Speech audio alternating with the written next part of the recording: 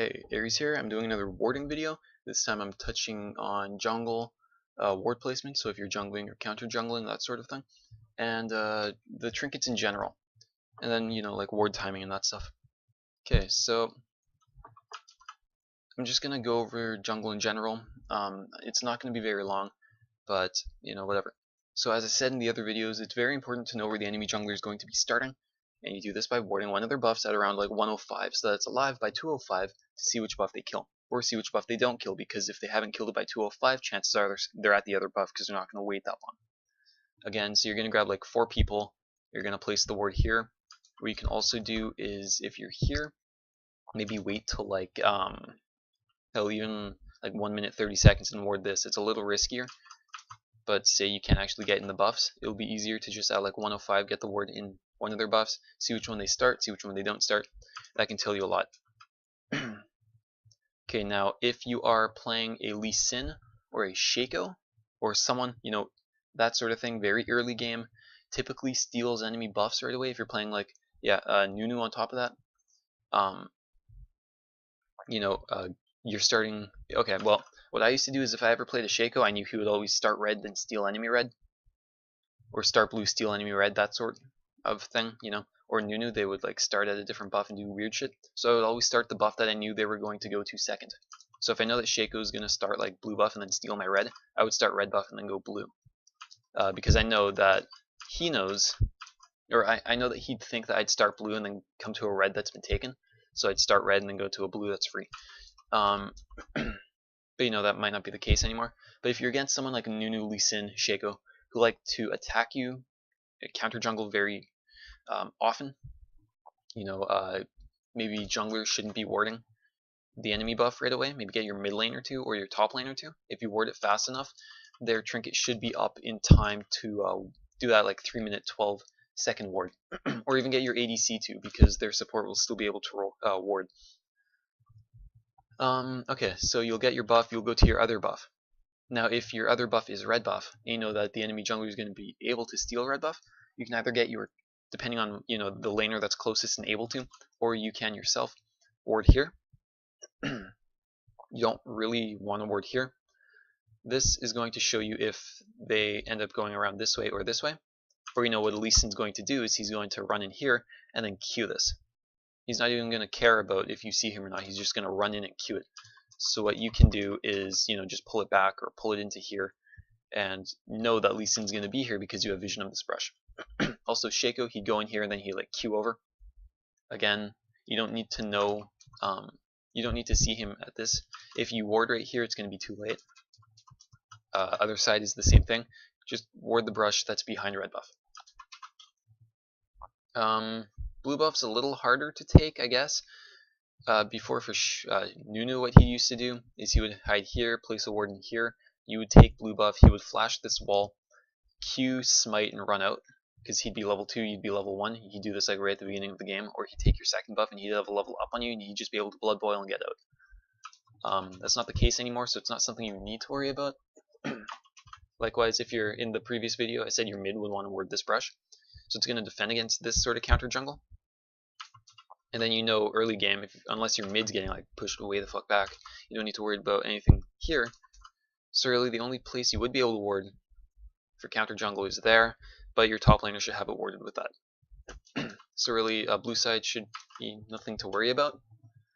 And that's actually pretty much it. That's really all you need to do for jungle specific wards, is like the one behind red buff. Now as a jungler, I explained in the other video, you very rarely run through this brush and this brush, and because of that, the other team might pink it. So be conscious of that possibility, and every so often run through it. Just run through it, look for a pink ward. Do that every so often.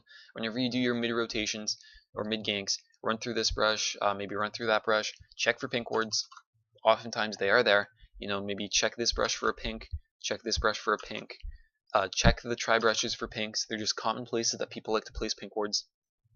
Again, you know that your bot lane should not be warding this brush if they're not able to secure this area. So if they're getting pushed back all the time, there should not be a pink ward here, but it's always safe to entertain that and check it anyways. the same thing goes for the enemy jungler if you're on this side, but it's the same because it's mirrored. Likewise, you can place the pink ward here to track the enemy jungler. Cool. And then more for jungle that people don't do in lower elos is you are kind of like a support in the sense that you are placing supplementary wards. If you know that your top laner does not have a ward and his trinkets down for another like 40 seconds, gank his lane, show, or just even show top, show that you are on the map. Support him in his lane, and then while you're running out, place like a ward here. Or if you're on the other side, place like a ward here. Just help him out with warding. Maybe whenever you go back, pick up 2 green wards, or pick up a green ward and a pink ward. Just say your mid laner warded right here, but they don't have enough money or something for another ward. So you'll help them out by warding this brush, and then say they don't have enough for a pink ward, so you'll pick up a pink ward. You'll ward this brush, you'll gank, and then you'll go out this way and pink this. So they're just, as jungler, you kind of take the burden of being supplementary wards.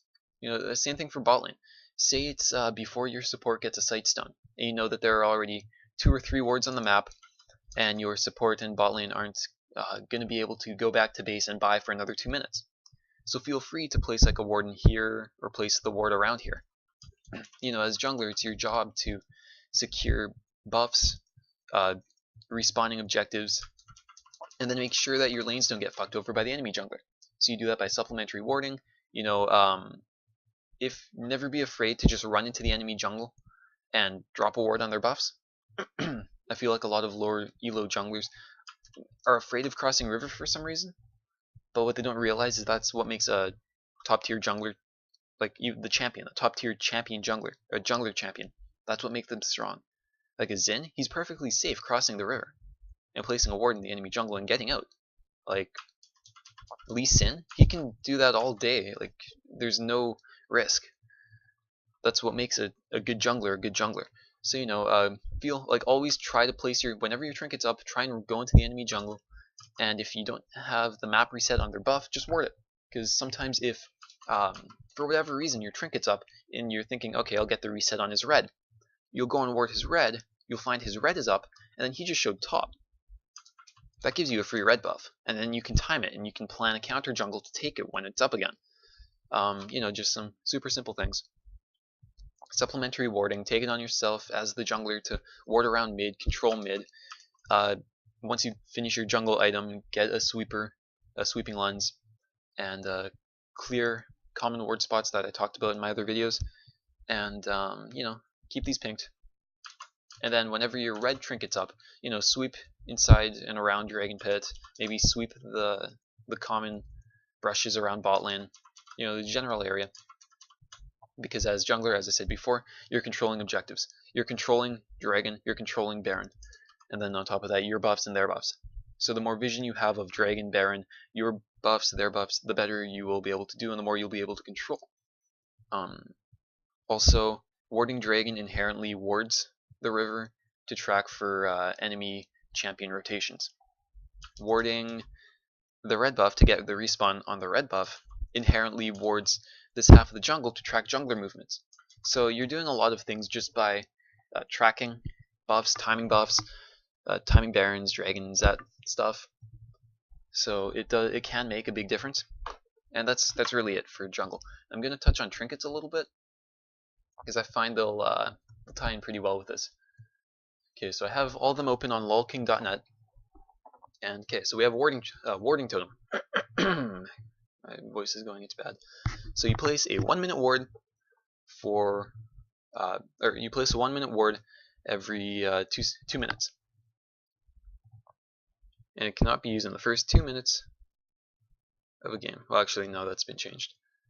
Actually, this might be a little outdated. Okay, well, whatever.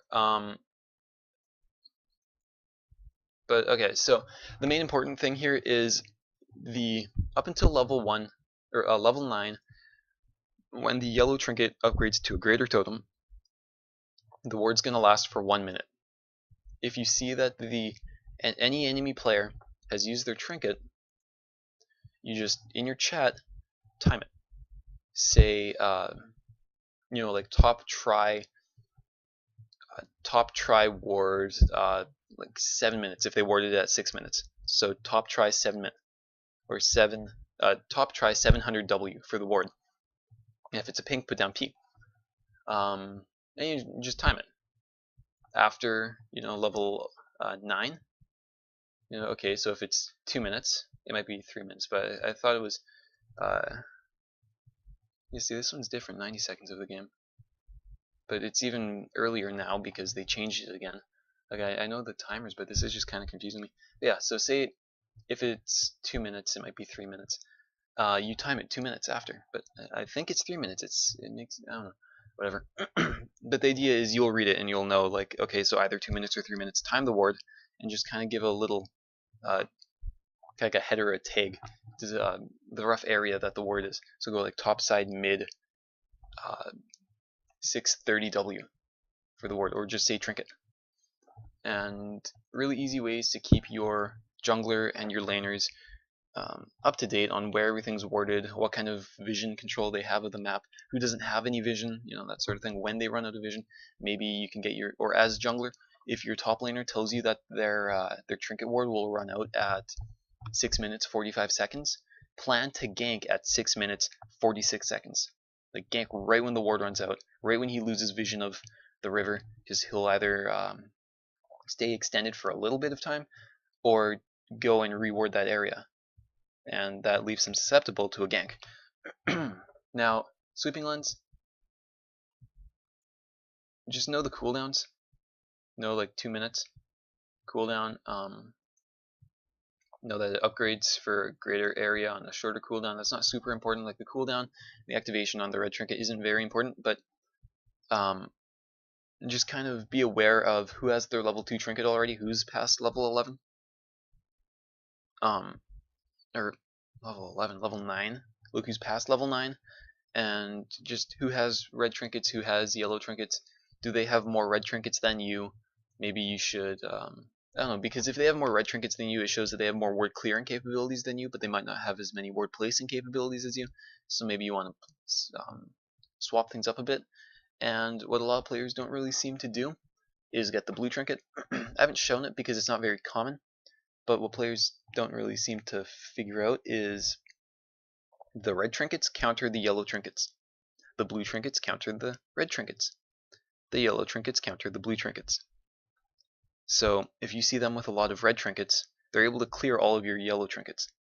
If you get like 2 blue trinkets, they're not able to clear the vision that your blue trinkets can provide with their red trinket. The only thing that your blue trinket's not going to show is any of their yellow trinket wards. Also, the yellow trinket wards last a lot longer than the blue trinket, well, clairvoyance, really. So be aware of what trinkets they have, really. That's all I really wanted to mention with the trinkets. And also be aware that this disables them and shows stealthed enemies. So if you see that they have a bunch of oracle lenses and you are Rengar, maybe try to do like a mock fight where they bait out a lot of these, or try to fight when you see that they have used these, and be I don't know, just aware that it's on a 60-second cooldown. So if you see someone use this and it's their only source of stealth detection, you have a 60-second window to force a fight, where they don't have any vision of you if you're stealthy. I think that's about it. I think I covered everything for warding so far. If I missed anything, leave it in the comments. If you have any suggestions for future videos, also, leave it in the comments. Message me or comment or whatever on my Facebook page. I'll post a link in the description. If you like the video, thumbs it up. If you don't like the video, thumbs it down. If you have any suggestions, leave them in the comments. But yeah, I like to know how I'm doing. I like to know what I'm doing right and wrong. And, like always, thanks for watching.